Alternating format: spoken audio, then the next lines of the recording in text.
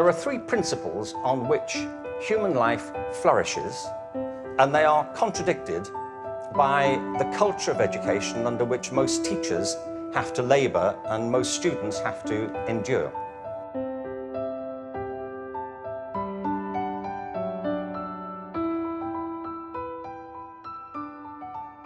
Making learning accessible to everyone. I believe that's what it is, and using technology as a tool for that. It's a mix of learning along with presentation and technology.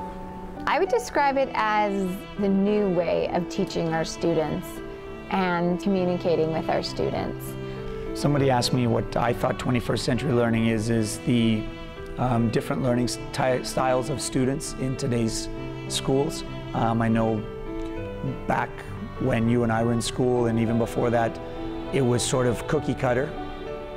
Everyone learned the same way and everyone taught the same way.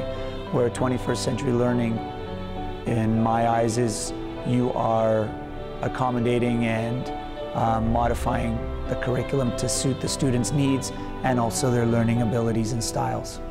I think 21st century learning is really complex and it's really fast. The technology that's coming into the school systems is huge. It's grown in 10 years. We didn't have cell phones 10 years ago. Now we have cell phones. Everyone's got a cell phone kind of thing. So I think it's very fast and very furious. And as a teacher, you got to try to keep up. So often people, when they hear 21st century learning, they think it's using computers, using iPads, just technology. But it's more than just the technology piece. It's also giving skills to students so that they can be successful in the future. It's teaching them collaboration, it's teaching them inquiry learning, it's teaching them to take ideas and question those ideas.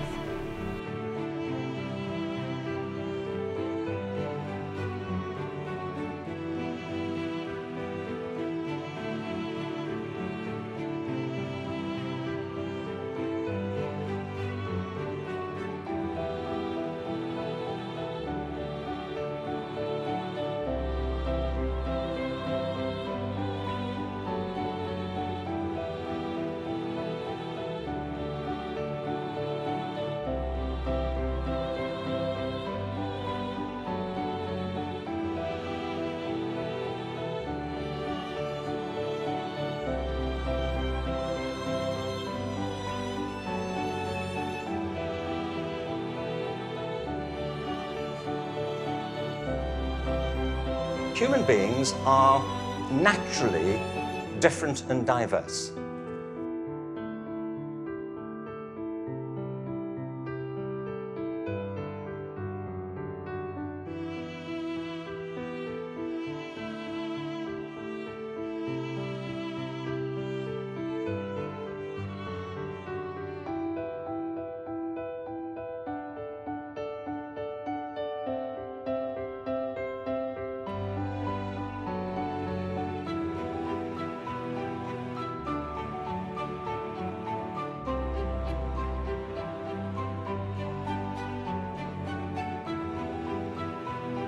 I think the biggest key word is dynamic. One of the things that we are trying to strive for with our kids is to be able to have them touch on a lot of different aspects of technology and different areas of the curriculum and be able to use their skills and transfer them across the curriculum. They're really learning in a different era, and so because of that, we have to teach them and optimize their learning experience to, understand that they're now a 21st century learner. They're not what the previous generations were.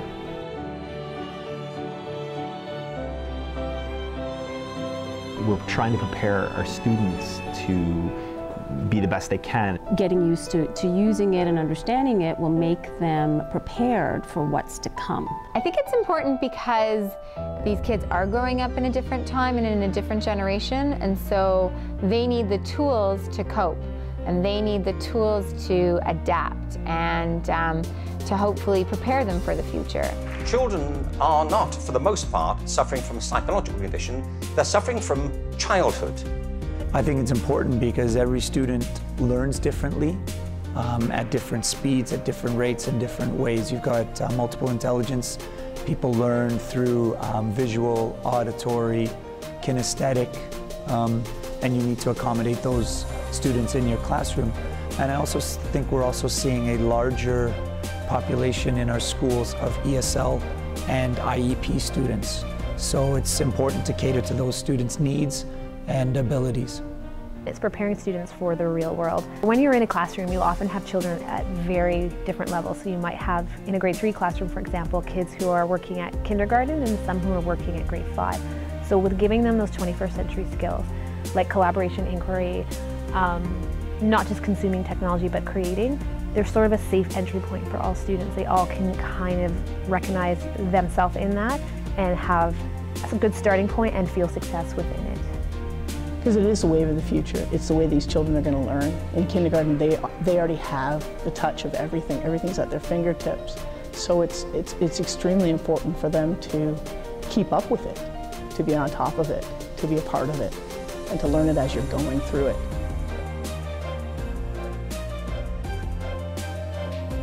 You can find 21st century learning in a lot of different places.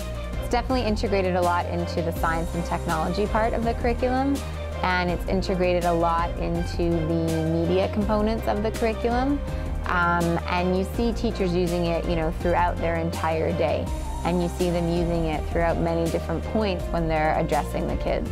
Well, the thing with the curriculum is that it is the expectations are clear and it's very open-ended. So you can pretty much meet the expectations in any way that you want. Their implementation is coming, but it's more ways that it can be used with the curriculum as opposed to being a part of the curriculum. It's used as a teaching tool with the curriculum, but I don't think it's embedded in there yet. A big part of what we do around here is using technology as a tool, whether it be in math as an example through having the students use technology to create presentations or to explain their math. It's not really implemented, but it's open-ended enough so that a teacher can implement it in order to meet the expectations in the curriculum.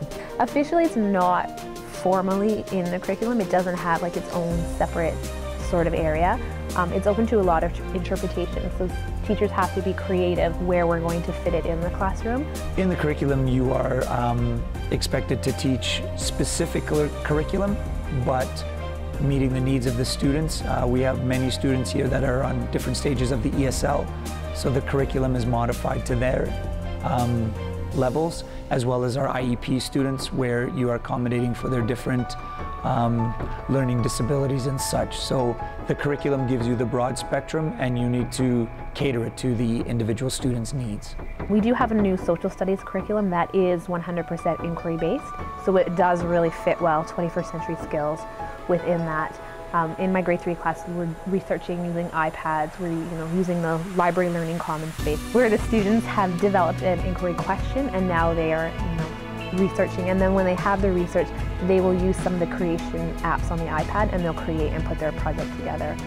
Math is another area where you can do a lot of creation and sort of 21st century collaboration skills. But again, it's not explicitly in the curriculum.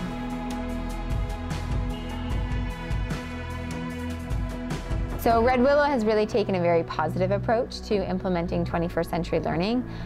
There's a lot of teachers who have started using their own Twitter accounts. There are a lot of teachers using other forms of social media to connect with the public at large. Specifically here, we like to use our set of iPads, our school iPads, for a number of purposes. There's a number of apps that we'll use. We've had iPads available, the Wi-Fi got turned on. So our school, we do have a cart full of iPads. There's 30 iPads and they're signed out by classrooms. And it's signed out daily, meaning it's a hot commodity trying to get the iPads booked. We do participate in BYOD. Not every classroom has become on board with that, but we are moving towards being a BYOD school as well. At Red Willow, we have a large ESL team that goes and helps the teachers with their ESL students, depending on what stage of the ESL spectrum they're on, as well as our ISSP go and either do in-class or out-of-class assisting with students on IEPs and different learning groups.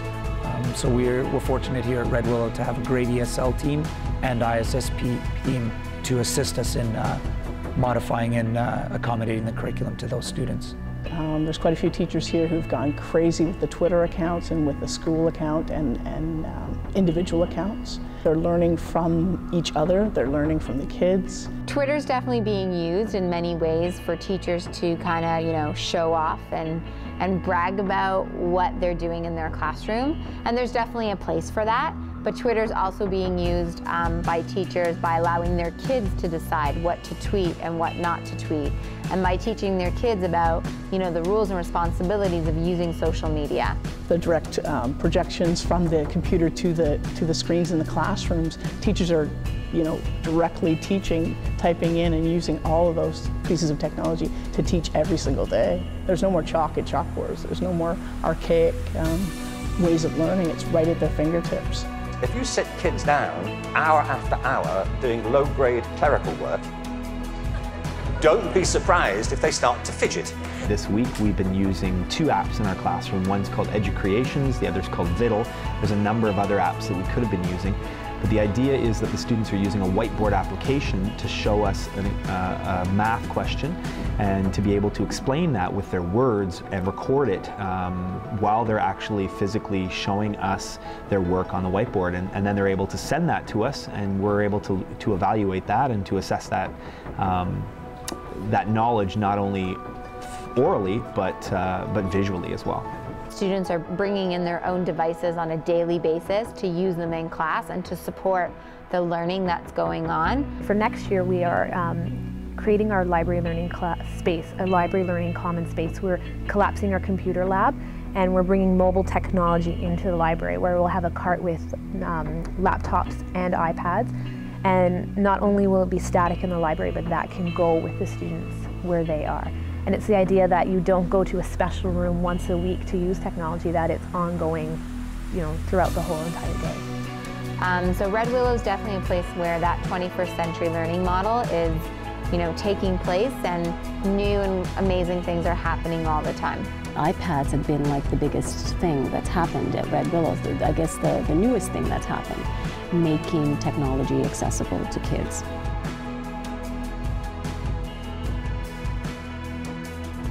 We've done a little bit of recording movements and recording, you know, how to take a proper basketball shot, or how to take a, you know, how to make a nice pass, those kinds of things. And so you record that onto the tablets, and the kids can watch it and see, okay, this is where I need to improve. These are the things that I'm doing right, and try to get it all meshed together. I see the future of it wonderfully, like being able to do that all the time, every time that you're doing something, you know, shooting the beginning, the middle, and the end of it, and then showing the kids how they progress through. Also in marking, it'll be amazing to show a kid, okay, here's how a proper jump shot is done. How did you do in comparison to that jump shot? And so you can really use it as a great marking tool and a teaching tool. So one of the biggest things I do in my classroom is called Genius Hour, and that's a passion-driven project. So students research and come up with what they want to learn about. They research it, they fully implement it, they're doing it all on their own. So I have students making pizza, baking cakes. I have 2 girls who are teaming up, and they're creating a community garden at Massey. So they're using their collaboration skills, their inquiry. I'm also BYOD classroom, which supports that whole Genius Hour time. If we don't have the school-based iPads, you know, they have their personal devices they can use for their researching. I try to do it where you can see the different abilities of the students, even in the gym class, coordination, hand-eye. So we also have a couple of students in grade 2 that are hearing impaired, so we use an FM system when we're teaching them. We have a couple of students that are on IEPs in the gym, which is quite abnormal compared to years in the past. So I try to bring things down to their level. And 21st century learning is not just teaching the main sports that we learned growing up. We're trying to implement different sports that are culturally based, depending on the community you're teaching in, and also varying the size of the equipment for those kids that are need it. I try to definitely incorporate it in many different ways. One of the ways I'm working on it is using an app called Class Dojo, in which the students are given points and can follow their progress on the app. and it's really used as a positive reinforcement tool for the students. We're also doing bring your own devices on a daily basis, where the kids get to bring their devices in and use them and complement whatever we're doing in class. Well, I think I'm learning to incorporate 21st century learning into the classroom. I think as a teacher, we are also learning just like the students, and this is new to us. So I've been trying to, of course, get the kids to learn about how to use iPads slowly, making the learning available to parents and other teachers through Twitter. Well, I think as a teacher, I am attempting to do my best to learn about technology and to get my kids excited about it, and to be able to have them bring in their own devices, to be able to use them as much as possible for the purpose that we're using them for. To teach them specifically about why they need to use it and how to use it best. We've run into a number of situations this year, as an example, when we're researching, where there's just so much information, and we need to be able to find it, use our devices, and then maybe use a specific app or a specific program that that will work best for them.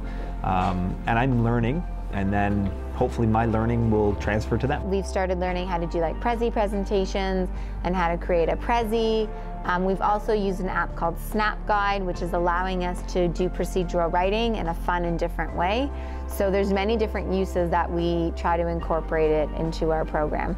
One of the things I like to do is to videotape kids working, or if they're having some kind of a presentation, to actually videotape it so that the kids can be a part of the assessment process. They can actually look at it and do a self-assessment. So some of the tools that we do have available to us have helped us with our assessment practices. So I've been using the 21st century learning mainly for assessment practices.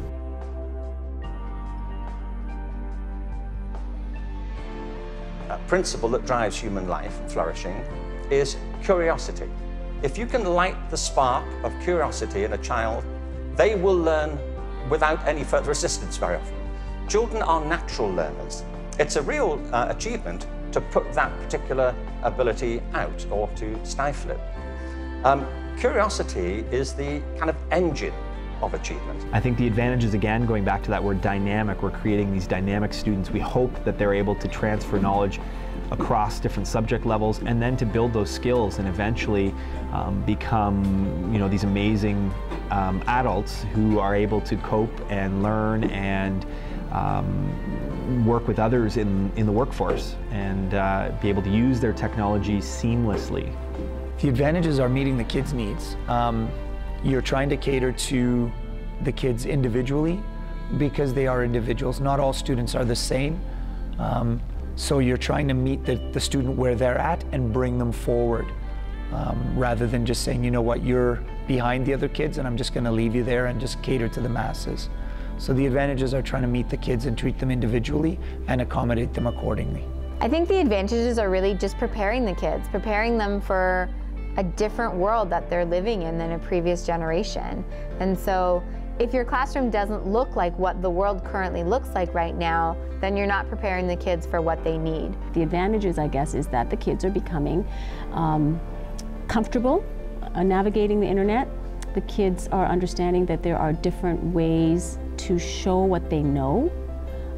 Some students are not great with writing. They don't have great graphomotor skills, so they can be actually talking into their iPads, and the iPad could be recording information, and I can do assessment. I keep getting back to assessments. So yeah, so there are a number of advantages. So when you think about equity and looking at students where they are sort of for an entry point, so whether it's academic or like a language, like an English language learner, they can see themselves in it. They can have a safe entry point and they can all have success. It's also teaching kids skills that they can be successful when they leave school and enter sort of that post-secondary or workplace. I read a statistic that of all the computer programmers in the world, only like 10% of them are female. And we do run a coding club at Massey Street Public School with our grade 5s. And it's sort of the idea of getting our girls especially really hooked on using technology. And maybe they'll pursue that as a career option, where if we didn't do that, maybe that wouldn't be something they would think about. Immediate feedback. It's a visual, it's automatic. We can say, oh, I did everything perfectly in my jump shot. And I can tell them verbally, you know, this is where you had your hands, yeah, your positioning is right, but your aim is off. Why is your aim off? Well, you're not progressing through the shot. You're not follow through. So those kinds of things would be easy to show them, easy to back up, easy to give them the feedback that they need right away.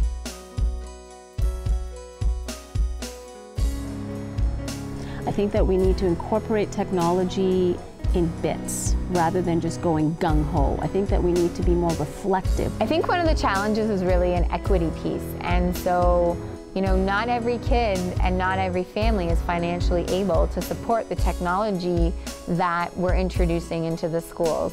Brain development, understanding how the brain works a little bit more. I mean, as teachers, I think we need to know that. How do kids' brains really work? And taking it kind of one step at a time instead of 100%, because we think that this is the answer, because it's not. We have these great ideas, but it's being able to implement those. It's being able to kind of see the pitfalls. One of those catch-22s, as well as the advantages of treating the student as an individual, when you have a large class in the junior division, for example, of 27 kids, it's a challenge to meet every kid's needs and be where they're at.